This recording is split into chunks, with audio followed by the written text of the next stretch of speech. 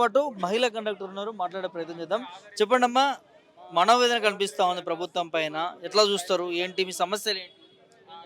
సమస్య అంటే జగమెరిగిన సత్యం అని అంటే జగమెరిగిన సత్యం అండి ఇది. ఏది దాచుకున్నది లేదు, ఏది కప్పిపెట్టింది లేదు, ఏది మూసుకున్నది లేదు. అందరికి ఓపెన్ టాప్ సీక్రెట్ ఏం లేదు, అంతా ఓపెన్ సీక్రెటే అండి ఇది.